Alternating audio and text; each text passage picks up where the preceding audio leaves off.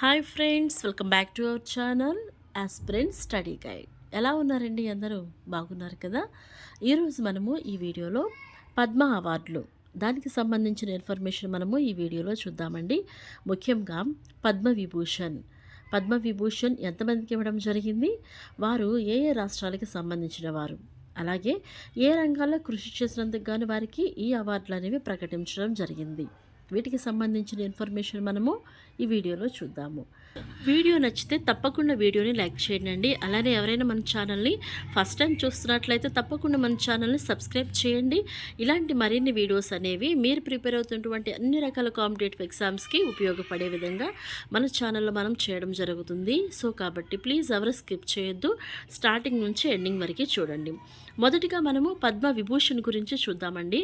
పద్మవిభూషణ్ 5గురికి, పద్మభూషణ్ 13 మంది, పద్మశ్రీ 113 మంది. ఓవరాల్గా 131 మందికి పద్మ పురస్కారాలు అనేవి ప్రకటించడం జరిగింది.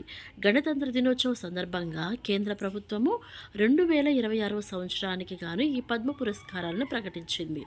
వారు దేశవ్యాప్తంగా వివిధ రంగాలలో చేసినటువంటి వారి విశిష్ట సేవలకు, వారి కృషికి ఈ ప్రతిష్టాత్మక అవార్డులు అనేవి ఎంపిక చేయడం జరిగింది.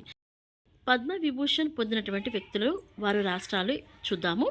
ఫస్ట్ ధర్మేంద్ర సింగ్ డియోల్ ఇతనికి మరణాంతరము ఈ పురస్కారం అనేది ప్రకటించడం జరిగింది. కళారంగంలో చేసినటువంటి సేవలకు గుర్తింపుగాను ఈ అవార్డు ప్రకటించడం జరిగింది. మహారాష్ట్రకు సంబంధించినటువంటి వ్యక్తి.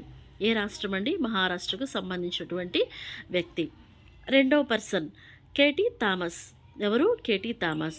ప్రజా వ్యవహారాలు, ఈ సేవారంగంలో చేసినటువంటి కృషికి గాను ఇతనికి అవార్డు ప్రకటించడం జరిగింది. కేరళ రాష్ట్రానికి సంబంధించినటువంటి వ్యక్తి. 3 ఎన్ రాజం కళారంగంలో చేసినటువంటి సేవలకు గుర్తింపుగాను ఈ అవార్డు ప్రకటించడం జరిగినది. ఏ రాష్ట్రానికి సంబంధించిన వారు? ఉత్తరప్రదేశ్ రాష్ట్రానికి సంబంధించిన వారు. 4వ వ్యక్తి పి నారాయణ్.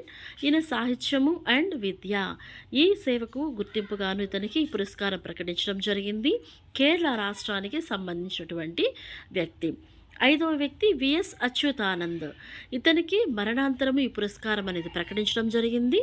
ప్రజా వ్యవహారాలకు సంబంధించినటువంటి సేవకు సంబంధించి ఈ రంగంలో ఈయన చేసిన సేవకు గుర్తింపుగాను ఈ అవార్డు ప్రకటించడం జరిగింది. ఇతను కేరళకు సంబంధించినటువంటి వ్యక్తి, కేరళ రాష్ట్రానికి సంబంధించినటువంటి వ్యక్తి.